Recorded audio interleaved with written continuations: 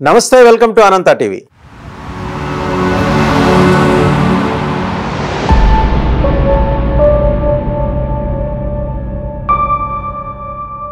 పదేళ్ల బీజేపీ పాలన కేంద్రంలో ఎటువంటి ఇంపాక్ట్ చూపించింది? దేశవ్యాప్తంగా బీజేపీ పవనాలు అనుకూలంగా వీస్తున్నాయా లేకపోతే బీజేపీకి వ్యతిరేకంగా వీస్తున్నాయా? 2 దశల ఎన్నికల తర్వాత 295 లోక్సభ సెగ్మెంట్ లో పోటీ జరిగిన తర్వాత కాంగ్రెస్ ఒక కొత్త ప్రచారాన్ని అయితే తెర మీదకి తీసుకొచ్చింది. ఇప్పటి వరకు జరిగిన 2 దశల పోలింగ్ లో సగానికి పైగా సీట్లు కాంగ్రెస్ ఫ్రంట్ ఇండి కూటమి చేజిక్కించుకోబోతోందని. నిజంగా అదే జరగబోతోందా? అసలు వాస్తవం ఏంటి? దీంతో పాటు రిజర్వేషన్లు, ముస్లిం రిజర్వేషన్స్, ఇంకా ఇతరత్ర 10 ఏళ్ల అచీవ్మెంట్, ఇవన్నీ కూడా ఇప్పుడు తెర మీదకి వచ్చాయి. కాబట్టి మిగిలిన 3 దశల పోలింగ్ మీద అవి ఎలాంటి ప్రభావం చూపించబోతున్నాయి? ఈ అంశాలన్నింటికి సంబంధించి సమగ్రంగా విశ్లేషణ అందించడానికి మనతో ఉన్నారు తెలంగాణ బీజేపీ సీనియర్ నాయకులు, తెలంగాణ హైకోర్టు సీనియర్ న్యాయవాది కూడా ఆయన ఈనుమెడ్ల గోపాల్ శర్మ గారు. నమస్తే గోపాల్ శర్మ గారు. 10 ఏళ్ళు అంటే నిజంగా ఎంత అద్భుతాలు సృష్టించేవాడికైనా సరే యాంటీ ఇన్కంబెన్సీ ఉంటుంది. బట్ దాన్ని ఓవర్కమ్ చేసి మోదీ జెట్ స్పీడ్తో ముందుకు దూసుకెళ్ళిపోతున్నారని ఒకవైపు కథనాలు, మరోవైపు ఏమో జరిగిన 2 దశల పోలింగ్లో సగానికి పైగా సీట్లు ఇండి కూటమి జేబులో వేసుకుందని చెప్పేసి వాళ్ళ ప్రచారాలు.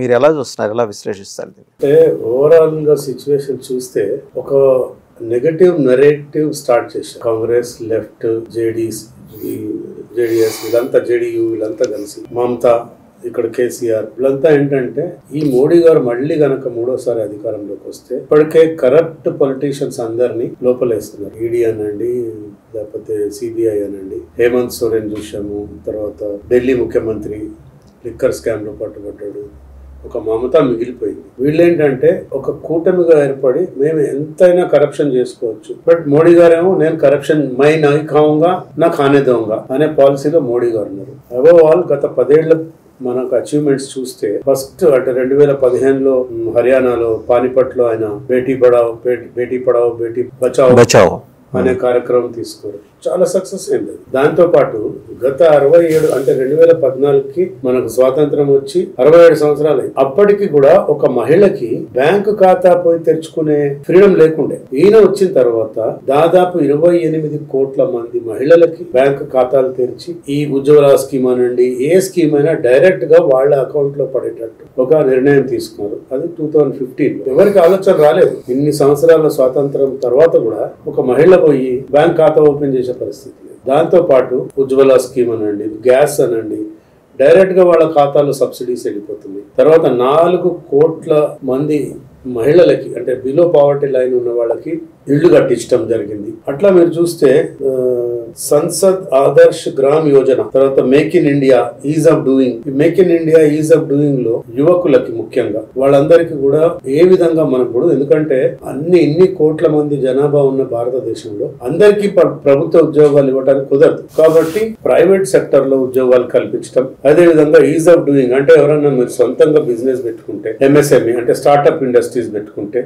ఒక్కొక్కళ్ళకి 20 లక్షల రూపాయలు ఇంట్రెస్ట్ ఫ్రీ లోన్స్ ఇవ్వడం జరిగింది. అట్లాగే మహిళలకి, అదే విధంగా మీరు చూస్తే రైతులకి సైంటిస్టులు, పెద్ద పెద్ద సైంటిస్టులను తీసుకొచ్చి మనకు ICAR అని ఉంది, ఇండియన్ కౌన్సిల్ ఆఫ్ అగ్రికల్చర్, దాంట్లో ప్రపంచ దేశాల నుంచి నిష్ణాతులైనటువంటి సైంటిస్టులను తీసుకొచ్చి ఈ ఫార్మర్స్ కి ఆర్గానిక్ ఫార్మింగ్ నేర్పించడం, వాళ్ళకి కొత్త కొత్త మెలకువలను తీసుకురావటం, అదే విధంగా MSP మినిమం సపోర్ట్ ప్రైస్, ఏమి పంటలు మీరు పండిస్తే మేము మినిమం సపోర్ట్ ప్రైస్ ఇస్తాము. ఇట్లా అనేక కార్యక్రమాలు. మళ్ళీ అదే కాకుండా మనకు చూస్తే నార్త్ ఇండియాలో గంగా నది 40% దేశవాసులకి ఆ నీళ్లు ఒకవేళ క్లీనప్ జరిగితే 70,000 కోట్ల రూపాయలు, 70,000 crores just to cleanup Ganga river. ఇప్పుడు 70% క్లీనింగ్ అయిపోయింది గంగా. దాంతో 40% ప్రజలకి దేశ జనాభాలోనే అంటే అన్ని రాష్ట్రాల నుంచి ప్రవహిస్తుంది గంగా నది. హిమాలయాలు మొదలెడితే అక్కడ నుంచి హిమాలయాస్ నుంచి మొదలు పెడితే మీకు హాఫ్ ఆఫ్ యూపీ కవర్ అవుతుంది, హాఫ్ ఆఫ్ మధ్యప్రదేశ్ కవర్ అవుతుంది, రాజస్థాన్, హర్యానా, ప్రతి రాష్ట్రం, Himachal, Uttarakhand every state north లో అంటే 40%. ఇప్పుడు 130 మంది జనాభా, 130 కోట్ల జనాభాలో 40% ప్రజలకి ఆ Ganga water, clean river water అందించటము, దానికి నమామి గంగే అని నామకరణం చేసి దానికి 70,000 కోట్లు శాంక్షన్ చేయటం. ఇట్లా చూస్తూ ఉంటే తర్వాత ప్రధానమంత్రి కృషి సంచాయ్ యోజన, రైతులు పెట్టుబడి ఎట్లా పెట్టాలి, ఏ పంటలు పండించాలి, ఇన్ని కార్యక్రమాలు బహుశా గత 67 ఏళ్లుగా కాంగ్రెస్ ప్రభుత్వం గానీ అంతకు ముందున్న జనతా ప్రభుత్వం గానీ ఎవరు తీసుకోలేదు. అంటే వాళ్ళకి ఒక చిత్తశుద్ధి లేక, వాళ్ళకి ఒక ఆలోచన విధానం కూడా లేదు. ఎంతసేపటికి స్కామ్లు మనం చూసాం గతంలో కాంగ్రెస్ ప్రభుత్వంలో. 2G scam, 3G scam, Adarsh కుంభకోణం, బోఫోర్స్ కుంభకోణం, కొన్ని లక్షల కోట్లు. ఈ ఆఖరికి స్పోర్ట్స్ కండక్ట్ చేస్తే ఏషియన్ గేమ్స్ లో వాటిలో కూడా తినేసినారు డబ్బులు కాంగ్రెస్. సురేష్ కల్మాడి ఒక్కడే 70,000 కోట్లు తిన్నాడు, వాడి మీద ఎంక్వైరీ లేదు. సో ఇదంతా ఏంటంటే ఈ Congress party on its own వచ్చే సమస్యనే లేదు. ఇదంతా కలగూర గంపలాగా తయారైతుంది ఈ ఇండి గ్రూప్ లో. ఐ.డాట్ ఏదో ఉంది, 5 చుక్కల గుట్టం, 5 చుక్కల గుర్రము. వీళ్ళంతా కనుక కలిస్తే ఈ మన భారతదేశాన్ని ముక్కలుగా చేస్తారు. తర్వాత మీరు ఆశ్చర్యపోతారండి, వాళ్ళ కాంగ్రెస్ మేనిఫెస్టో చూస్తే అసలు విచిత్రమైన మేనిఫెస్టో వాళ్ళది. వక్ఫ్ యాక్ట్ మళ్ళా మేము రీరైట్ చేసి తీసుకొస్తామంటారు, హిందూ కోడ్ బిల్లు పెడతామంటారు. హిందూ కోడ్ బిల్లు ఎంత డేంజరస్ అండి. అంటే రేపు పొద్దున సర్దార్ పటేల్ తాను బతుకున్నంత వరకు ఇది మీరు పెట్టలేరు అని నెహ్రూని హెచ్చరించాడు, ఓపెన్ గా వార్నింగ్ ఇచ్చి కాకుండా చూసారు ఆయన సర్దార్ పటేల్ గారు. ఇప్పుడు వీళ్ళు అవన్నీ మర్చిపోయి హిందూ కోడ్ బిల్ ఎంత ఇదంటే ఈ దేశంలో హిందువులు ద్వితీయ శ్రేణి పౌరులుగా ఉండే రకంగా అనమాట అయిపోయి. వీళ్ళ ఆలోచన అదే, హిందువులు ద్వితీయ శ్రేణి పౌరులుగానే ఉండాలి. అరే మనం సంపాదించిన ఆస్తిలో మనం ఇంట్లో పూజలు చేసుకోలేము. సత్యనారాయణ వ్రతం చేయాలంటే పక్కన ఎవడన్నా ముస్లిం ఉంటే ఆడ పర్మిషన్ తీసుకోవాలా. That is Hindu code bill. ఏంది ఎట్టుపోతుంది దేశం. సో ఇవన్నీ కూడా ఎరాడికేట్ చేయాలంటే కేవలం నరేంద్ర మోడీ గారి నాయకత్వమే ఈ దేశానికి ఇంకో 10 ఏళ్ళు అవసరం. అంతగా మనకు ఇంకొకటి, మీకు అస్సాం చూడండి, వెస్ట్ బెంగాల్ చూడండి, అక్కడ మమతా బెనర్జీ 4,35,00,000 మంది రోహింగ్యాల్ని బంగ్లాదేశ్ కి వాళ్ళకి క్రాస్ బార్డర్ దాటనిచ్చి వీళ్లే అధికారికంగా వాళ్లే సహాయం చేసి వెస్ట్ బెంగాల్ లో తీసుకొచ్చి వాళ్ళని ఓటర్ లిస్ట్ లో పేర్లు రాయించి రేషన్ కార్డులు ఇచ్చి వాళ్ళని ఓట్ బ్యాంక్ క్రియేట్ చేసుకుంది మమతా బెనర్జీ. సో మొన్న 3rd టైం ఎందుకు గెలిచింది ఆమె? బికాస్ ఆఫ్ 35 సీట్లు వాళ్ళు ఆ రోహింగ్యాలు బంగ్లాదేశ్. అంటే అప్పుడు గవర్నమెంట్ ఆఫ్ ఇండియా చేతిలో ఉంటది కదండి. ఇప్పుడు అందుకనే సిఏఏ సిటిజన్ అమెండ్మెంట్ యాక్ట్ తీసుకొచ్చేది అందుకనే. బికాస్ ఇప్పుడు మీరు చూడండి, మళ్ళీ మీ ద్వారా చెప్తున్నా, ఇప్పుడు 3వసారి ఖచ్చితంగా మోడీ గారు వస్తారు. ఆల్రెడీ నేషనల్ ఇన్వెస్టిగేషన్ ఏజెన్సీ ఏదైతే ఉందో, ప్రీమియం ఏజెన్సీ, 4,35,00,000 మందిని ఐడెంటిఫై చేయడం కూడా జరిగింది. మళ్ళీ అధికారంలోకి రావడం తథ్యం. వాళ్ళందరినీ కూడా ఇప్పుడు నిన్న మనం చూసాం, రిషి సునాక్ లండన్ లో ఆయన ఒక స్టేట్మెంట్ ఇచ్చాడు. ఆయన దగ్గరుండి విమానాలు ఎక్కిస్తున్నాడు. రువాండా నుంచి, ఆఫ్రికా నుంచి వచ్చి ఇక్కడ ఇల్లీగల్ ఇమిగ్రెంట్ ని ఎవడు మనం మాట్లాడలేదే. ఐక్యరాజ్య సమితి మాట్లాడలేదు, పక్కనున్న యూరోపియన్ కంట్రీస్ మాట్లాడలేదు, ముస్లిం దేశాలు మాట్లాడలేదు. అదే కనుక ఇండియాలో చేస్తే యూఆర్ నాట్ సెక్యులర్ ఈ ఒక బ్రాండ్ ముద్ర వేసేస్తారు. సో డెఫినెట్ గా I'm telling you in your channel, ఈ 4,35,00,000 మందిని తప్పకుండా దేశం బయటకు పంపిస్తారు. పంపించకపోతే ఒక ఏమంటారు, ఒక ఉత్పాతం లాగా ఈ మొత్తం దేశం విచ్ఛిన్నం జరుగుతుందండి. పాపులేషన్ పెనట్రేషన్, అదే కదా మోదీ గారు రాజస్థాన్ లో హెచ్చరించింది. ఆయన మాట్లాడుతూ రేపు పొద్దున జన విస్ఫోటనం జరుగుతుంది అన్నారు ఆయన. తర్వాత ఇప్పుడు వాళ్ళేమో ఫ్రీగా వచ్చే ప్రభుత్వం, గవర్నమెంట్ ఆఫ్ ఇండియా ఇచ్చే స్కీమ్స్ అన్ని 60% మైనారిటీస్ కి పోతుంది. వీడేమో ఓవైసీ ఇక్కడ కూర్చొని మైనారిటీస్ కే ఖిలాఫ్ హై, ముసల్మాన్ కే ఖిలాఫ్ హై మోడీజీ, కైకు హై అంటున్నాడు. ఇన్ఫ్యాక్ట్ వీళ్ళిద్దరు అన్నదమ్ములు హిందువులకు వ్యతిరేకం, ఈ మాట ఎవరు చెప్పట్లేదు. ఇప్పుడు వాడు ఎంత హిందువులకు వ్యతిరేకం కాకపోతే ఆ రోజు 15 మినిట్ పోలీస్ హటావ్, సవాసవ హిందువులకు మారదేంగా అని అన్నాడు వాడు. మరి నువ్వు ముస్లిం అయి ఉండి హిందువులకు వ్యతిరేకం కాదను. ఆన్ ద కాంట్రరీ ఆయన ఏమంటున్నాడు, మోడీజీ ముసల్మాన్ కే ఖిలాఫ్ హై, तुम हिंदुओं के खिलाफ है ना, फिर तो है 15% 14%, तुम क्यों कर रहे काम. పాకిస్తాన్ కరాచీ మేయర్ ఒక ఆయన చెప్పాడు ఆ మధ్య, ఓవైసీ బ్రదర్స్ ఇండియాలో నఫరత్ ఫెలానేకే అలావా కుచ్ కామ్ నే కర్తే. ఎవరన్నారు? Karachi mayor, former mayor. In fact మనం ఇద్దరు డిబేట్ లోనే ఇది ప్రస్తావన చేస్తున్నాం. సో ఇవన్నీ కూడా అంటే దేశం యొక్క భవిష్యత్ ఎవరికి ఈ ఇండి గ్రూప్లో ఆలోచన లేదండి. కేవలం అధికారంలోకి రావాలి, దోచుకోవాలి, దాచుకోవాలి, ఒకటే లక్ష్యం. ఇంకొకటి అండి, అంటే కాంగ్రెస్ ఈ ప్రస్తావన ఎందుకు తీసుకొచ్చింది అనే దానికి మోదీ గారు చేసిన ప్రస్తావన కూడా ఇక్కడ చెప్పాల్సి. రాజస్థాన్లో ఆయన ఏమన్నారు, ఈ దేశ సంపదలు మైనారిటీలకి దోచిపెట్టడానికి కాంగ్రెస్ ప్రయత్నిస్తోంది అని. కానీ ఆ వ్యాఖ్య ఆయన చేయటానికి ముందర అసలు జరిగింది కూడా మనం ఇక్కడ గుర్తు చేసుకోవాలి. ఇదే హైదరాబాద్లో అప్పటి ప్రధానమంత్రి Manmohan Singh, the Muslims are the first right holders stake holders and right holders on the assets of the country అని అన్నారు, హైదరాబాద్లో అన్నారు 15 ఏళ్ల క్రితం ఆయన. ఇంకోటి ఏమన్నాడు ఆయన, ఏ స్కీమ్ పెట్టినా కూడా, ప్రభుత్వం ఏ స్కీమ్ పెట్టినా ముందు ముస్లిమ్స్కి ఇవ్వండి, ఆ తర్వాతనే మిగతా వాళ్ళకి ఇవ్వండి అని కుండబద్దలు కొట్టినట్టు మాట్లాడాడు మన్మోహన్ సింగ్. మౌనీ బాబా అసలు ఏం మాట్లాడింది మాట్లాడక ఒక మాట మాట్లాడితే that was in favour of Muslims. ఇది వీళ్ళ నీతి కరెక్ట్ లేదు, వాళ్ళ పాలసీస్ ఆ విషయాన్ని ఆయన అక్కడ ప్రస్తావించి ఇలాంటి ఉత్పాతం జరిగే ప్రమాదం ఉందని హెచ్చరించాడు ఆయన. అది దట్ వాజ్ రాంగ్లీ ఇంటర్ప్రిటెడ్. మళ్ళీ కాంగ్రెస్ ఏం చేసింది చూసారా ఎలా అంటున్నారు అని, మహిళల మెడల్లో మంగళసూత్రాలు కూడా తెంచుకుపోతారనే మాట కూడా ఆ రోజు మోదీ అక్కడ అన్నారు రాజస్థాన్లో. డెఫినెట్గా జరుగుతుంది కదా. ఇంత ఇప్పుడు మొన్న మనం కర్ణాటకలో చూసాం, కాంగ్రెస్ ప్రభుత్వం రాగానే హిందువులని 4-5 చంపేశారు, గుళ్ళో పూజారిని పోయి చంపేశారు.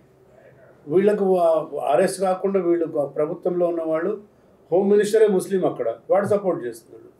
సో ఇట్లాంటి చాలా దారుణాలు జరిగిపోతాయి ఎన్డీ ప్రభుత్వం కనుక వస్తే. అట్లీస్ట్ రాబోయే 10 years బీజేపీ ఉండాలా, మోడీ గారి నాయకత్వం ఉంటేనే ఈ దేశానికి శ్రీరామ రక్ష. సో ఇది పాలసీస్ వైజ్గా చూస్తే ఒకసారి న్యూ ఎడ్యుకేషన్ పాలసీ ఒకటి డిజైన్ చేస్తే మళ్ళీ దాని వ్యతిరేకంగా లెఫ్టిస్టులు అండ్ కాంగ్రెస్ అనుకూల శక్తులు, అలాగే కాంగ్రెస్ని వెనక నుంచి నడిపించే జార్జ్ సురేష్ లాంటి గ్యాంగులు, ఇవి కూడా ప్రయత్నం చేస్తున్నాయి కదా. దీన్ని మరి ఎలా ఎదుర్కొంటుంది ప్రభుత్వం? అందుకని ఆయన ఏమన్నాడంటే యూనిఫామ్ సివిల్ కోడ్తో పాటు ఈ విద్యా విధానం మారాల. మనకు ఇఫ్ యూ లుక్ ఎట్ 1947 మనకు స్వాతంత్రం వచ్చిన తర్వాత ఫస్ట్ ఎడ్యుకేషన్ మినిస్టర్ ఎవరండి? అబుల్ కలాం ఆజాద్. వాళ్ళు బాబర్ గొప్పోడు, అక్బర్ గొప్పోడు, బీర్బల్ గొప్పోడు, వీళ్ళు టిపు సుల్తాన్ గొప్పోడు అని చరిత్ర నేర్పించారు మనకు 60 ఏళ్ళు. వాళ్ళంతా ఇన్వేడర్స్ కదా, దేశాన్ని దోచుకోవటానికి వచ్చిన వాళ్ళు గొప్పవాళ్ళని చరిత్రలో రాసుకుంటే మనలాంటి వాళ్ళని చదువుకున్నాం ఇన్నేళ్ళు కూడా, దాన్ని వ్యతిరేకించిన వాళ్ళే లేరు. So that is the reason why ఈ ఎన్సీఆర్టీ ఒక కమిటీ వేసి విద్యా విధానంలో మార్పు అంటే జరిగిన విషయాలు చెప్పమని చెప్తున్నాడు అంతే మోడీ గారు. మన దేశాన్ని మీద దండెత్తి మన గుళ్ళు కూలగొట్టి మసీదులు కట్టిన వాళ్ళు గొప్పోళ్ళు అని చెప్పి చరిత్ర రాశాడు ఆయన, చరిత్రకారులు. ఇంకోటి వీళ్ళకి తోడు లెఫ్ట్ లిబరల్స్ ప్లస్ ఈ టుకుడే గ్యాంగ్, పాకిస్తాన్ అర్బన్ నక్సల్స్, వీళ్ళంతా. నిన్ననే ఒక ట్రంప్ గారు ఒక బ్రహ్మాండమైన 15 minutes క్లిప్పింగ్ వచ్చింది. ఆయన బైడెన్ గురించి మాట్లాడుతూ, half of Europe is already covered by Islamic jihadis and they are looting the public money and they are looting, raping the women of Europe. I am not going to allow these jihadis in USA. Please హటావ్, వాడేవాడు బైడెన్కు హటావ్, నన్ను గెలిపేయండి అని చెప్పి 3 days కింద Trump గారు, ఇంతకుముందున్న president 3 days కింద చెప్పారు. సో ఆయన ఒకటే అంటాడు, 56 ముస్లిం దేశాలు ఉన్నాయి, వాళ్ళందరూ పీస్ఫుల్గా ఉండాలి. యూరోప్లోకి వచ్చి యాంటీ క్రిస్టియనిజం, యాంటీ సెమెటిజం అంటారు. సెమెటిజం అంటే యాంటీ జ్యూస్, ఇజ్రాయెల్కి వ్యతిరేకంగా ఎప్పుడు లేని అమెరికాలో ప్రొటెస్టులు చూస్తున్నాం, లండన్లో ప్రొటెస్టులు చూస్తున్నాం, హమాస్కి ఫేవర్గా. తొక్కి పడేశాడు మొన్న అమెరికాలో. ఏమైంది? అందరిని విద్యార్థులను తీసుకుపోయి తోసిపడేశారు, జైళ్లలో దోశారు. మరి ఇక్కడ ఎవడు మాట్లాడలే. అట్లాంటిది ఇండియాలో జరిగితే ఊరుకుంటారా? ఈ లెఫ్టిస్టులు, ఈ తుకుడే గ్యాంగ్, కాంగ్రెస్, వీళ్ళంతా ఊరుకోరు కదా. అక్కడ అఖిలేష్, అక్కడ మమతా, ఏదో వాళ్ళ ఇంటి వాళ్ళని కొట్టినట్టుగా ఎడుస్తారు వీళ్ళంతా. సో ఇదంతా దేశ విచ్ఛిన్నానికి దారితీస్తుంది ఇండి కూటమి కనుక వస్తే. సో బైడెన్, అది మన ట్రంప్ను చూసన్నా మన వాళ్ళు నేర్చుకోవాలా. ఓపెన్లీ ఛాలెంజ్డ్ ఇస్లామిక్ టెర్రరిస్ట్లని. నేను ఇప్పుడు అదర్ వే అరౌండ్ మోదీ గారు చెప్పింది రాజస్థాన్లో అదే కదండి. అదర్ వే అరౌండ్ ఇప్పుడు ఇదే, if you allow like this, ఈ పెనట్రేషన్ జరిగితే రేపు పొద్దున ఈ దేశ సంపదని మొత్తం ఖాళీ చేసేస్తారనే మాటలో హెచ్చరించాడు. వీళ్ళ భయం కూడా ఏంటంటే, ఆయన మళ్ళీ అధికారంలోకి వస్తే యూనిఫామ్ సివిల్ కోడ్ పెడతాడు, ఎన్ఆర్సీ సిటిజన్ అమెండ్మెంట్ యాక్ట్ తెస్తాడు, ఎన్ఆర్సీ ఇంప్లిమెంట్ చేస్తాడు, వాళ్ళ ఓట్ బ్యాంక్ పోతుంది కదా. ఇవన్నీ ఈ 3 కనుక ఆల్రెడీ 370 తీస్తేనే గగ్గోలు పెట్టారు. బట్ వేరే జమ్మూ కాశ్మీర్ పీస్ఫుల్గా ఉంది. ఈరోజు యువకులంతా ఉద్యోగాలు చేసుకుంటున్నారు, హోటల్ చేసుకున్నారు, పీపుల్ అక్రాస్ ద కంట్రీ అక్కడికి వెళ్తున్నారు, ల్యాండ్స్ కొనుక్కుంటున్నారు. ఒక ఒక్క సీజన్ లో 47 లక్షల మంది వెళ్ళారు.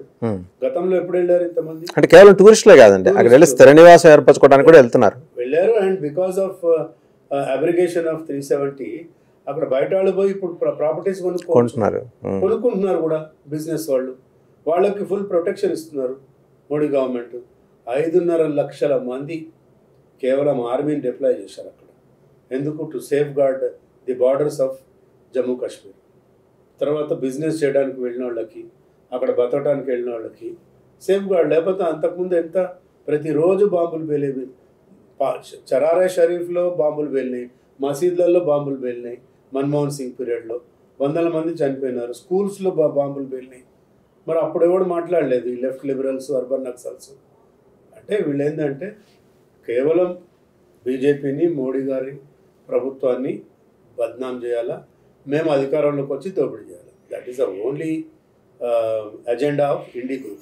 ఇప్పుడు మీరు రోహింగ్యాల ప్రస్తావన తీసుకొచ్చారు కాబట్టి చెప్తున్నాను, 4,30,00,000 మంది రోహింగ్యాలు ఈ దేశంలో ఉన్నారు. అందులో 70-80% వెస్ట్ బెంగాల్లో ఉన్నారు. మిగిలిన 20-30% హైదరాబాద్లోనే ఉన్నారు కదా. ఇప్పుడు మనం వెళ్తుంటే సాటర్డే సండేస్ కనుక చూస్తుంటే కొన్ని ఏరియాస్లో వీఆర్ రోహింగ్యాస్ ప్లీజ్ డొనేట్ అస్ అని చెప్పేసి ప్లకార్డ్స్ పట్టుకుని రోడ్డు మీద నుంచి ఉంటుంటే మరి ఇక్కడ లోకల్ పోలీస్ ఏం చేస్తుందండి? ఇక్కడ ఏమైందంటే మొన్నటిదాకా 9.5 సంవత్సరాలు ఈ ఎంఐఎం వాళ్ళు వాడేవాడు కేసీఆర్ సంకనాకి, ఇప్పుడు రేవంత్ రెడ్డిని మెంబడబడ్డారు. నిన్న వాడు ఏం మాట్లాడుతున్నాడు? ఓవైసీ हम ये सरकार को गिरने नहीं देंगे, हम रेवंत रेड्डी के सरकार को गिरने नहीं देंगे और हम उनके साथ है और ये गवर्नमेंट 5 साल चलेगा అని వీడు కాంగ్రెస్ వాళ్ళని సపోర్ట్ చేస్తున్నాడు. ఎందుకు చేస్తున్నారు? అక్కడ బీజేపీ క్యాండిడేట్ పవర్ఫుల్ ఉంది, ఆమె మాధవీలత గారు. నేను ఎక్కడ ఓడిపోతా అని చెప్పి వాడి జీవితంలో పాదయాత్రలు చేయలేదండి. ఊరికే జీప్ మీద నిలబడి హలో హలో అంటాడు. 17 లక్షల్లో 11 లక్షల ఓట్లు వాళ్ళవే, అందులో 5 లక్షల ఓట్లు బోగస్ ఓట్లు ఉన్నాయి. వాడు గెలుస్తూ వచ్చాడు అప్రతిహతంగా. బట్ ఈసారి జరగదు అది. ఖచ్చితంగా ఎలక్షన్ కమిషన్ సీరియస్ ఉన్నారు. మేము కూడా ఒక ప్లాన్ చేస్తున్నాం. ఏంటంటే ఈ డూప్లికేట్ ఓటర్స్ మహిళల్లో చాలామంది ఉంటారు. 2.5-3 లక్షల ఓట్లు ఉంటాయి. బుర్కా వేసుకొని వస్తారు. మేము ఖచ్చితంగా అక్కడ మహిళా పోలింగ్ ఏజెంట్లను పెడతాము. బుర్కా లేపి చూడమని కూడా ఇన్స్ట్రక్షన్స్ ఇచ్చాం. మహిళలు బుర్కా లేపి చూస్తే తప్పులేదు కదా. మగవాడు ఎవడో వెళ్ళి బుర్కా లేసి చూస్తే తప్పు. మేము చెప్తాము మా ఏజెంట్లకి, ఓల్డ్ సిటీలో మీరు బుర్కా దాంతో 3-4 లక్షల ఓట్లు ఈ బోగస్ ఓట్లు తగ్గిపోతాయి. ఈసారి 1.5 దాకా బోగస్ ఓట్లు తీసేశారంటున్నారండి, నిజమేనా? అది ఇంకా ఎక్కువ ఉన్నాయండి. ఇంకా ఎక్కువ ఉన్నాయి. 5,67,000 ఉన్నాయి. 1,50,000 ఓట్లు, 2 లక్షల ఓట్లు దాదాపు తీసేశారు. ఇంకా 4 లక్షల ఓట్లు ఉన్నాయి. అందుకే మా ప్లాన్ మేము కూడా స్ట్రాటజీ మార్చుకొని ఏదైతే డూప్లికేట్ ఓటర్స్ వస్తారో వాళ్ళని ఖచ్చితంగా నిలువరిస్తాం.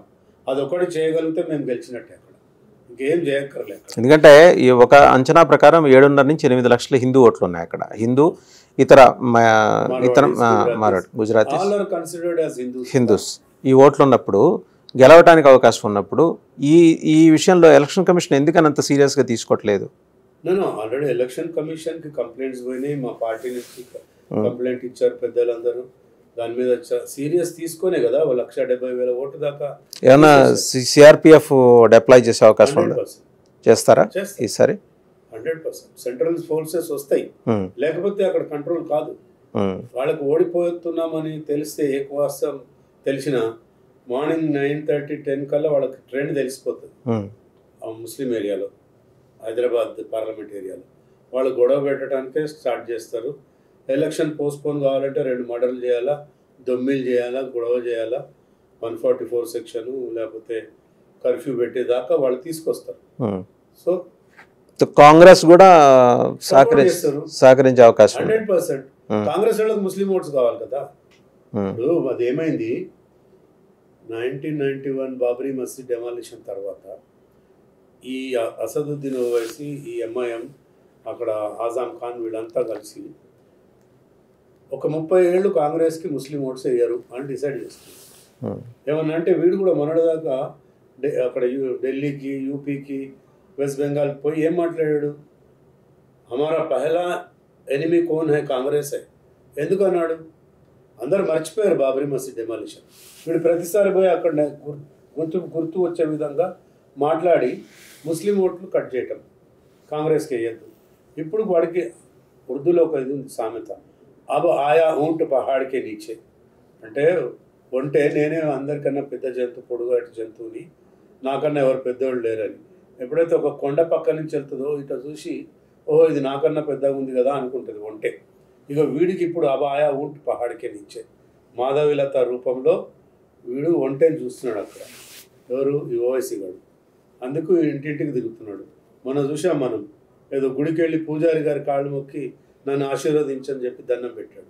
నేను వందే మాత్రమే పాడా, జనగణమన పాడా, మీరు కత్తి పెట్టినా పాడా అన్నోడు ఈరోజు బ్రాహ్మణుల కాళ్ళు మొక్కుతున్నాడు అక్కడ పోయి. మూలాలు ఏంటిది అంటే వాడి డిఎన్ఏ హిందూ, వాళ్ళ తాతలు ముత్తాతలు హిందూస్, ఆరియన్స్. కాబట్టి వాడికి ఇప్పుడు డిఎన్ఏ బయటకు వచ్చింది. సో దేర్ ఫోర్ గుడికి వెళ్ళి దండం పెట్టుకొని అయ్యగారికి కాళ్ళు మొక్కి మెడలో దండేసుకున్నారు.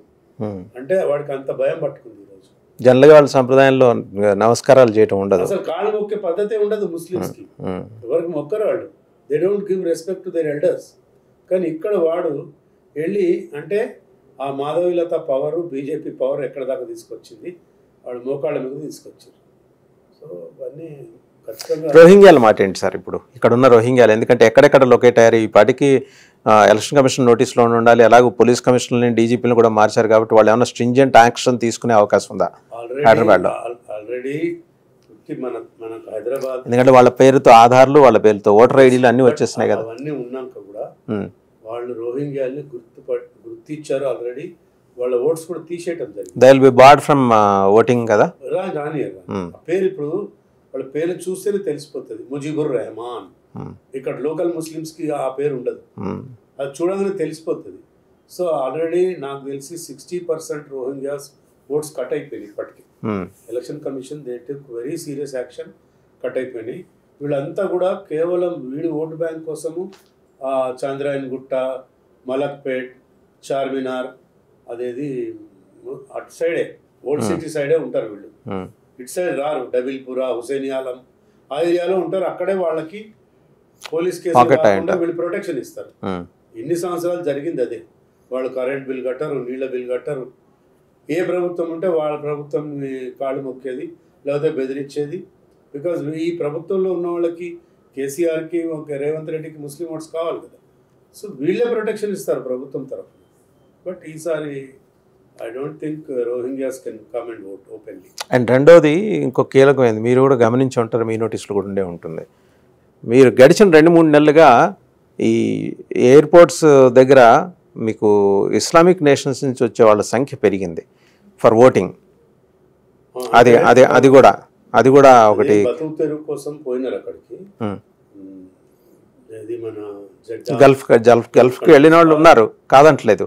కానీ వాళ్ళతో పాటు కొందరు ఎంక్రోచర్స్ కూడా వస్తున్నారు, అంటే బోగస్ ఓట్లు ఉన్న వాళ్ళు కూడా వస్తున్నారని చెప్పేసి ఒక అబ్జర్వేషన్ అండి. దాని మీద ఏమైనా విజిల్ ఉంటుందా?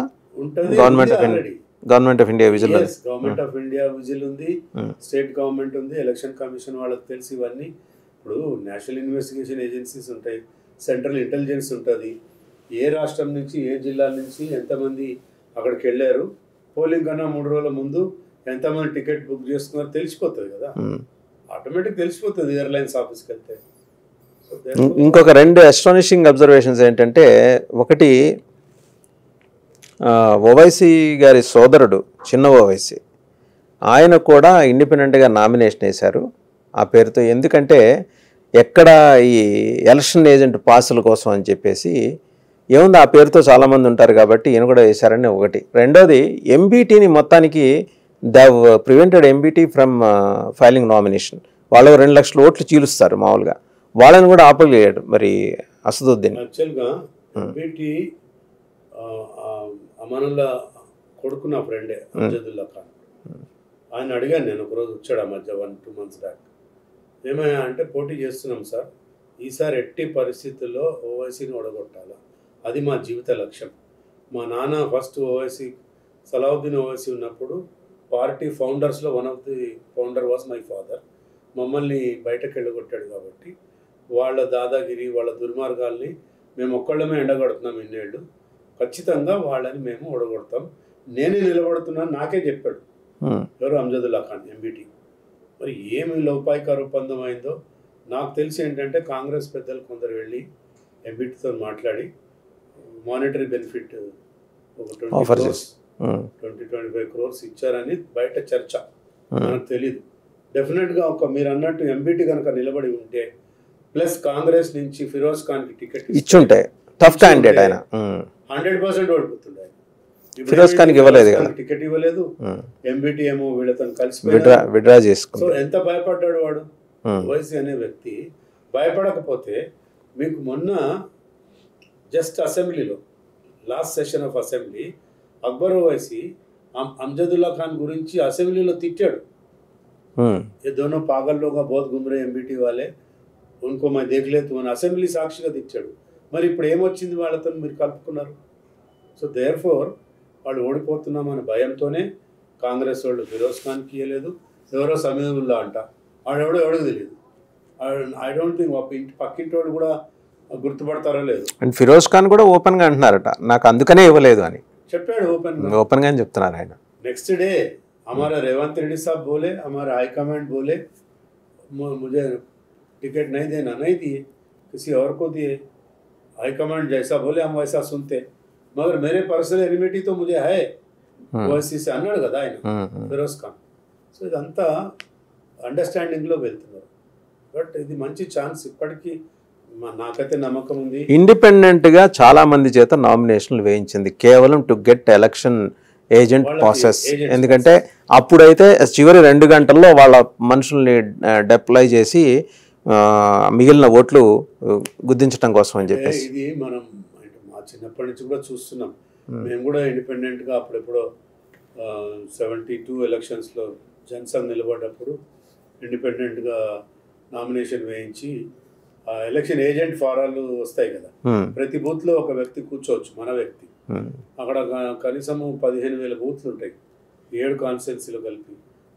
ప్రతి బూత్లో 2 పెట్టుకోవచ్చు కదా వాళ్ళ మనుషులు. ఎంఐఎంతో పాటు ఇండిపెండెంట్ అభ్యర్థి వాళ్ళిద్దరూ కలిసి డామినేట్ చేయాలి. అక్కడ హిందూ ఓట్లు వస్తే ఎళ్ళగొట్టడం, బెదిరించటం ఇవన్నీ జరుగుతాయి. కాబట్టి నేను మీ ద్వారా డిమాండ్ చేస్తున్న ఎలక్షన్ కమిషన్ని ప్రతి పోలింగ్ బూత్ ముందర సెంట్రల్ రిజర్వ్ పోలీస్ 4 ఉండాలి. ప్రతి పోలింగ్ బూత్ ముందర. అయితేనే ఈ డూప్లికేషన్ ఆఫ్ ఓటింగ్ జరగదు. ఈ దాదాగిరి లాస్ట్ 2 hours మీరు అన్నట్టు ఆ 2 hours కంట్రోల్ చేయాలంటే గోల్డెన్ అవర్స్ అండి ఖచ్చితంగా. ఎస్, గోల్డెన్ అవర్లో వాళ్ళు మటుకు సెంట్రల్ రిజర్వ్ పోలీస్ ఉండాల్సిందే. లేకపోతే వాళ్ళు బూత్ క్యాప్చరింగ్ చేస్తారు. పోయి ఏముందని ఒత్తటమే కదా, వాడు పేరు రాసిస్తాడు. వీడు ఎలక్షన్ ఆఫీసర్ ఉంటాడు, పేరు రాసి స్లిప్ ఏమైనా ఆ స్లిప్ చూపిస్తే స్టాంప్ వేస్తాడు, వాడు పోయి ఒత్తుతాడు. లేకపోతే వీళ్ళు కూడా ఒత్తేస్తారు. ఏముంది అక్కడ అబ్జెక్షన్ చేసే ఏజెంటే ఇతర పార్టీ వాళ్ళు, లేకపోతే వాళ్ళే ఒత్తేసుకుంటారు. బట్ ఈసారి ఎలా ఉందండి అంటే ఉండదు. నాకు తెలిసి ఇప్పటికే 70% కంట్రోల్ చేయగలిగింది. ఇప్పుడు హార్డ్ కోర్ ఎంఐఎం బూత్స్ కొన్ని ఉంటాయి, 15,000లో కనీసం ఒక 10,000 ఉండవా? ఈజీ ఉంటాయి. మరి 10,000 చోట్ల 10,000 × 4 వేసుకుంటే మీరు ఎంతమందిని 40,000 మందిని డిప్లాయ్ చేయాలి సిఆర్పిఎఫ్ పర్సన్. చేస్తారు. ఇద్దరిద్దరు చాలు చేస్తారు. అంటే ఓల్డ్ సిటీలో ఎట్లా ఉంటుంది అంటే పక్క పక్కనే 5-6 బూతులు ఉంటాయి.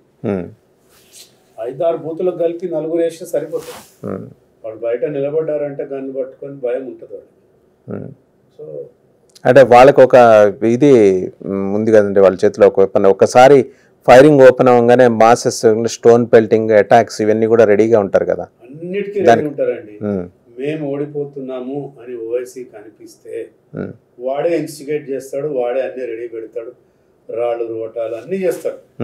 లూటింగ్ స్టార్ట్ అవుతుంది, హిందూ షాప్ల మీద దోపిడీలు చేస్తారు, ఆర్సనింగ్ స్టార్ట్ అవుతుంది. వాళ్ళకి మసీదులలో కత్తులు రెడీగా ఉంటాయి, బల్యాలు రెడీగా ఉంటాయి, అన్నీ ఉంటాయి. సో వాళ్ళు ఓడిపోతున్నాం అంటే మటుకు ఇవన్నీ చేయక మానరు వాళ్ళు. అది వాళ్ళ నైజం. అది ఎలక్షన్ కమిషన్ స్ట్రిక్ట్గా ఉంటుందని నేను భావిస్తున్నాను. సో ఎందుకంటే ఇది హైదరాబాద్ ఈసారి బీజేపీ ప్రెస్టేజియస్గా తీసుకున్నట్టుంది. హైదరాబాద్ ఎట్లాగైనా గెలవాలని ఈసారి హైదరాబాద్ నాకైతే హోప్ ఉందండి. ఎందుకంటే 2 లక్షల ఓట్లు బోగస్ ఓట్లు తీసేయటం ఒకటి, తర్వాత హిందూ ఓట్స్ పోలరైజ్ అయిపోతాయి డెఫినెట్గా. ఎందుకంటే కాంగ్రెస్ ఎవరో ముస్లింకి ఇచ్చారు, కాంగ్రెస్కి అక్కడ ఓటు బ్యాంకే లేదు. బీఆర్ఎస్ వాడు అసలు తిరగట్లేదు, బయటికి రావట్లేదు. ఆడేదో డబ్బులు ఇచ్చాడు 95 లక్షలు, అది తీసుకొని జేబులో వేసుకున్నాడు. ఆడు ప్రచారం లేదు, ఎక్కడ తిరగట్లేదు కూడా. సో డెఫినెట్గా నాకు తెలిసి but absence of Raja Singh ఏమన్నా అడ్వర్స్ ఇంపాక్ట్? రాజా సింగ్ తిరుగుతున్నాడు కదా, తిరుగుతున్నాడా? 4 days అయిందండి ఓపెన్లో తిరుగుతున్నాడు. ఆమెతో జీప్లో కలిసి ఎక్కి తిరుగుతున్నాడు. మొన్న అమిత్ షా ప్రోగ్రాంలో వెళ్ళాడు, అన్ని ప్రోగ్రాంలో వెళ్తున్నారు రాజా సింగ్. ఎందుకంటే ఆయన సహకారం అనేది చాలా కీలకం కదా. ఆల్రెడీ ఆయన తిరుగుతున్నాడు, ఇంటింటికి పాదయాత్రలు చేస్తున్నాడు, అప్పీల్ చేస్తున్నాడు, హిందువులంతా ఓట్లేయండి బీజేపీకి, నా చివరి శ్వాస వరకు నేను బీజేపీలోనే ఉంటా. నిన్న స్టేట్మెంట్ మీరు చూడండి. సో ఆయన సరే ఇంటర్నల్ ఆయనకు చెప్పకుండా టికెట్ ఇచ్చారు, కొంచెం బాధపడ్డాడని ఏదో చెప్పుకుంటున్నారు. బట్ ఆయన పార్టీ లైన్ వదిలిపెట్టి మాట్లాడు, వ్యతిరేకంగా పని కూడా చేయడు ఆయన. That is for sure. And south ఇండియాకి వస్తామండి ఒకసారి. అంటే వింధ్య పైన వింధ్య దిగువ చూస్తే, వింధ్య పైన బీజేపీ చూపిస్తున్న పర్ఫార్మెన్స్ వింధ్య దిగువన ఉంటుందా? అంటే లాస్ట్ టైం మనకు 120 30 సీట్లు సౌత్ లోనే వచ్చినాయి లాస్ట్ టైం. అంటే అత్యధిక పార్టీ కూడా సీట్లు గెలుచుకున్న పార్టీ కూడా బీజేపీ, లార్జెస్ట్ పార్టీ బీజేపీ అయింది. సో ఈసారి మాకు అంటే వీఆర్ ఎక్స్పెక్టింగ్ తమిళనాడు, కేరళ, కర్ణాటక, తెలంగాణ, ఆంధ్ర, పాండిచ్చేరి గ్యారంటీగా 65 సీట్లు వస్తాయని మాకు నమ్మకం. ఎందుకంటే కేరళలో కూడా చూస్తే సురేష్ గోపి ఆధ్వర్యంలో బాగానే ముందు తీసుకెళ్లారు. ఏకే ఆంటోనీ కొడుకు కాంగ్రెస్ స్టాంచ్ కాంగ్రెస్ లీడర్, ఆయన 50 ఏళ్ళుగా కాంగ్రెస్ పార్టీలో ఉన్నాడు, వాళ్ళ కొడుకు వచ్చేసాడు. ఇక్కడ if you look at Tamil Nadu, Annamalai, ఆయన పాదయాత్రలకు లక్షల మంది జనం వస్తున్నారు.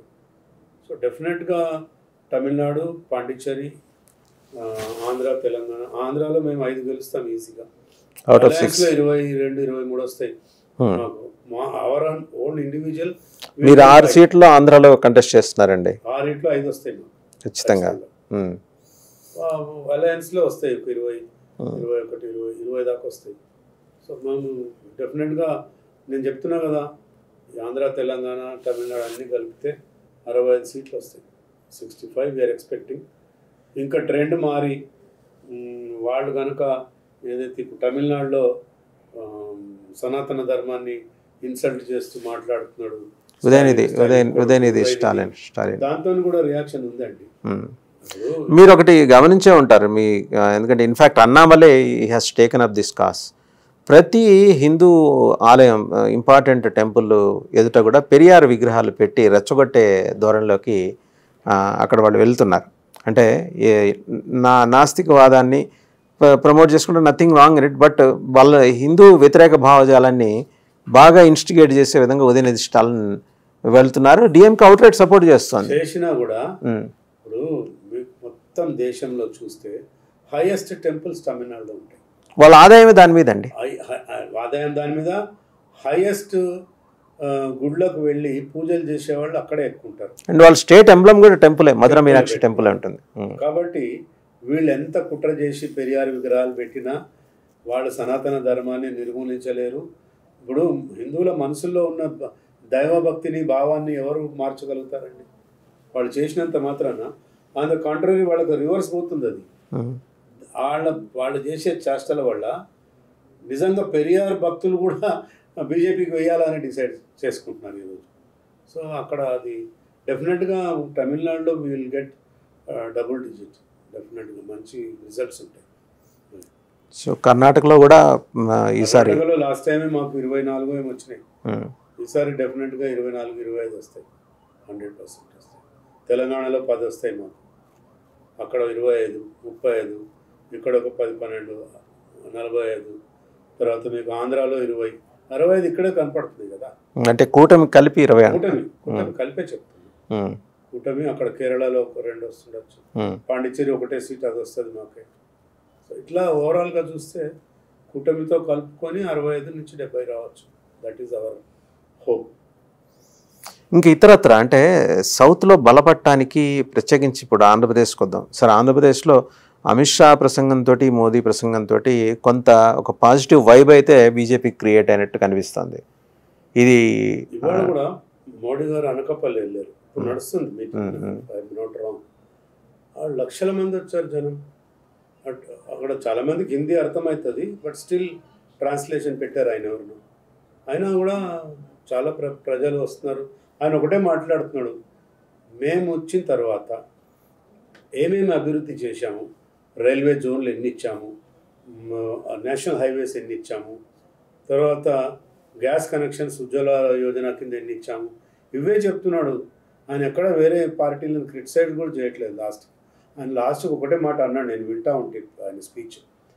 రాజశేఖర్ రెడ్డి గారి లెగసీని రాజకీయంగా ఈయన కంప్లీట్ చేస్తాడనుకుంటే 90 degrees రివర్స్లో పనిచేస్తున్నాడు జగన్మోహన్ రెడ్డి, అతని నమ్మకండి అని ఒక మాట అన్నాడు. ఆ వైసీపీ గురించి ఒక్క మాట కూడా వ్యతిరేకం, అదొకటే మాట. ఆయన మంచి పనులు చేసి వెళ్ళిపోయినాడు వైఎస్ గారు, ఈయన అన్ని చెడ్డ పనులు చేసి పేరు తెచ్చుకుంటున్నాడు. కాబట్టి మాకు ఓటేయండి, డెఫినెట్గా మీరు అభివృద్ధి చూస్తారు ఆంధ్రాలో. పోలవరం 2 ఏళ్లలో పూర్తి చేస్తా ఉన్నారు, రాజధాని పునర్నిర్మాణం అనే మాట కూడా చెప్పారు. అన్నీ చెప్పాడు ఆయన. ఓవరాల్గా మీకు నేషన్ వైడ్ పిక్చర్ ఇవ్వండి ఒకసారి. జూన్ 4 నాటికి ఎలక్షన్ ఫలితాలు అన్నీ పూర్తిగా వచ్చేస్తాయి. ఇక్కడ ఏమైందంటే ఈ సెకండ్ 2 విడతల పోలింగ్ తర్వాత ఒక రాంగ్ నెరేటివ్ బిల్డప్ చేశారు. ఈ సో కాల్డ్ లెఫ్ట్ టీవీస్ ఉన్నాయి, ఎన్డీటీవీ ఒకటి, తర్వాత లోకల్ ఛానల్స్ చాలా చోట్ల ఏమని చెప్తారంటే అబ్కి బార్ 400 పార్ అనేది ఇంపాసిబుల్, వాళ్ళకి ఆన్ దేర్ ఓన్ 200 కూడా దాటవు అనేది ఒక నెరేటివ్ క్రియేట్ చేశారు. ఇప్పుడు ఇన్ని సంవత్సరాలు ఎప్పుడు మాట్లాడలేదు, ఇప్పుడు వాళ్ళకు వశపడట్లేదు. వాళ్ళకు కూడా ఇంటెలిజెన్స్ ఉంటుంది, వాళ్ళకు కూడా గ్రౌండ్ రిపోర్ట్ వస్తుంది. వాళ్ళు ఏం చేస్తారంటే ఈ రాంగ్ నెరేటివ్ తర్వాత మీరు ఆశ్చర్యపోతారు. వెస్ట్ బెంగాల్, యూపీలో 82 సీట్లు, లాస్ట్ టైం మాకు 65-70 వచ్చినాయి అక్కడ. ఇప్పుడు అన్ని రావు అని వీళ్ళే మొదలు పెట్టారు ప్రచారం పెట్టి, వయనాడ్ నుంచి మళ్ళా తీసుకొచ్చి ఆయన ఇక్కడ తెచ్చి కూర్చోబెట్టారు అమేఠీలో. ఇది మా నెహ్రూ ఫ్యామిలీ లెగసీ. ఇది ఏం లెగసీ? లాస్ట్ టైం ఎందుకు పారిపోయినావు, వయనాడుకి ఎందుకు పారిపోయినావు? సో ఇవన్నీ కూడా చూస్తారు కదా ప్రజలు. డెఫినెట్గా ఆన్ అవర్ ఓన్ మాకు తెలిసి 325 సీట్స్ వస్తాయి. మిగతా అలయన్స్ పార్టీతో 400 అయితే గ్యారంటీగా క్రాస్ చేస్తాం. There is no doubt at all, 100%. డెఫినెట్గా మళ్ళా మోడీ గారు వస్తారు, ఇంకా అన్ని మంచి పనులే చేస్తారు. ఈ కరప్షన్ మొత్తం ఎరాడికేట్ అయిపోతుంది. ఎంతమంది అయితే ఈ కరప్షన్లో సంపాదించిన ముఖ్యమంత్రులు ఉన్నారో అంతా జైలుకు పోతారు, including KCR, his sun, his అల్లుడు, ఆయన హరీష్ రావు, అందరు జైలుకు పోవాల్సిందే. ఏమండి 8 లక్షల కోట్ల భూములు తినేశారు వీళ్ళ ఫ్యామిలీ. ఆ తీర్మార్ మల్లన్న కాంగ్రెస్లో ఉన్నాడు కదా, ఆయన బయట పెట్టాడు కదా. మొన్న ఎలక్షన్ రిజల్ట్ వచ్చిన తర్వాత జూన్ 3వ తారీఖు తర్వాత ఆ నవీన్ మిట్టల్ అనేవాడు జూన్ 5వ తారీఖు నాడు 174 ఎకరాలు ఎవాక్యూ ప్రాపర్టీ, పాకిస్తాన్ వాళ్ళ కాందిశీకులకు సంబంధించిన భూమి, 2 లక్షల కోట్ల భూమి అక్కడ వాళ్ళకి ట్రాన్స్ఫర్ చేశాడు. అందులో కవితకు 17 ఎకరాలు ఉంది, కేటీఆర్కు 50% భూములు ఉన్నాయి. ఏంది ఎటుపోతుంది రాష్ట్రం? ఈ కరప్షన్ కంప్లీట్ కావాలి, తెలంగాణ క్లోజ్ చేసేయాలి. ఎప్పుడు ఇది సాధ్యం? ఈ కుటుంబాన్ని జైల్లో పెడితేనే సాధ్యం. లేకపోతే వాళ్ళు వటవృక్షం అయిపోయి కోట్ల రూపాయలు సంపాదించి, ఇప్పుడు ఆ మధ్య అన్నాడు దేశవ్యాప్తంగా నన్ను ఇండి కూటమికి చైర్మన్ చేయండి, నన్ను దేశంలో ఉన్న అన్ని నియోజకవర్గాలకు నేనే ఖర్చు పెడతాను. ఎక్కడి నుంచి వచ్చినాయి ఇన్ని డబ్బులు? ఆ మాట వాళ్ళకి తెలియదు, సెంట్రల్ ఇంటెలిజెన్స్కి. అందుకే మోడీ గారు ప్లాన్ చేసి వాడు ఎన్డీఏ గ్రూప్లో లేడు, ఇండి గ్రూప్లో లేడు, అందరు తన్నేలా కొట్టారు కదా. ఇప్పుడేదో నన్ను మళ్ళీ గెలిపేయండి, ఎందుకు గెలిపేయాలా? అడ్వకేట్స్ వైఫ్ అండ్ హస్బెండ్ని రోడ్డు మీద మర్డర్ చేసినందుకు గెలిపేయాలి, కరీంనగర్ జిల్లా, లేకపోతే మంతెన దగ్గర, లేకపోతే లక్షల కోట్ల భూములు కాంతిశీకుల భూములు కొట్టేయడానికి మీకు ఓటేయాలా? ప్రశ్నించేవాడిని జైల్లో పెట్టినందుకు ఓటేయాలా? ఎందుకు వేయాలా టీఆర్ఎస్? మొన్ననే కర్రు కాల్చి వాత పెట్టి పంపిస్తుంది. ఇప్పుడు మళ్ళీ ఏదో రోడ్డు మీదకి వచ్చి నేను అది చేస్తా ఇది చేస్తా అంటే ప్రజలు నమ్మే పరిస్థితుల్లో లేరు. ఫోన్ ట్యాపింగ్ ఏంటి అది? భార్యాభర్తలు మాట్లాడుకుంటే మహిళల ఫోన్లు ఇంతమైంది, ఇంత చండాలంగా. నా కొడుకు కూతురు తప్పు చేసినా నేను శిక్షిస్తా. మొన్న అదేదో టీవీలో కూర్చొని నా కూతురుకు అడిగిన ముఖ్యం. ఏంది కాంట్రవర్షియల్ నీ కాంట్రడిక్టరీ స్టేట్మెంట్స్? ఒక దిక్కేమో నా కూతురు కొడుకు తప్పు చేసినా వాళ్ళని శిక్షిస్తాను, ఇప్పుడేమో మోడీ చేశాడని చెప్పి నా కూతురుని అక్రమంగా కేసులు ఇరికించాడని. సో ఇవన్నీ ప్రజలకు అర్థమవుతాయండి. తెలంగాణలో నాకు తెలిసి ఒక్క సీటు కూడా బీఆర్ఎస్ రాకూడదు కూడా తెలంగాణలో బీఆర్ఎస్ వస్తే దరిద్రం మొదలైనట్టే. అది right sir. Thank you Gopalaswamy గారు, థ్యాంక్ యూ వెరీ మచ్. చూసాం కదా, అంటే దేశవ్యాప్తంగా 3వ దఫా ఎన్డీఏ గవర్నమెంట్ ఫామ్ చేయబోతుందనే దృఢ విశ్వాసాన్ని గోపాలస్వామి వ్యక్తం చేస్తున్నారు. ప్రధానమంత్రి మోదీ ఆధ్వర్యంలో 10 ఏళ్లలో సాధించిన ప్రగతే వాళ్ళకి ఈ మొత్తం అదే పేపర్ సెట్ చేసి పెట్టింది, వాళ్ళ విజయానికి సంబంధించిన పేపర్ని సెట్ చేసి పెట్టింది. అలాగే దక్షిణాదిలో కూడా ఈసారి ఎన్డీఏ కూటమి 65 నుంచి 70 సీట్లు తెచ్చుకునే అవకాశాలు ఉన్నాయి. కాబట్టి వాళ్ళు అనుకున్న 400 సంఖ్య దాటడం అనేది పెద్ద కష్టతరమైన వ్యవహారం ఏం కాదు. బట్ ఈ లోపల దుష్ప్రచారం జరుగుతుంది. 2 విడతల పాటు జరిగిన ఎన్నికల తర్వాత ఒక దుష్ప్రచారానికి కాంగ్రెస్ తెర తీసింది. బట్ జనం అర్థం చేసుకుంటూ వస్తున్నారు. వాళ్ళకి అభివృద్ధి కావాలా, లేకపోతే మతపరమైన వివక్షలతో కూడిన ప్రభుత్వాన్ని ఏర్పాటు చేయడానికి వస్తున్న చుక్కల కూటమిని ఆహ్వానించాలా అనే దగ్గర ప్రజలు చాలా జుడిషియస్గా ఉన్నారు. ఓటర్స్ వాళ్ళు ఈసారి కూడా మోదీ సర్కార్ని ఎన్నుకోబోతున్నారు అనేది గోపాలస్వామి గారి అభిప్రాయం. నమస్తే సార్. Thank you.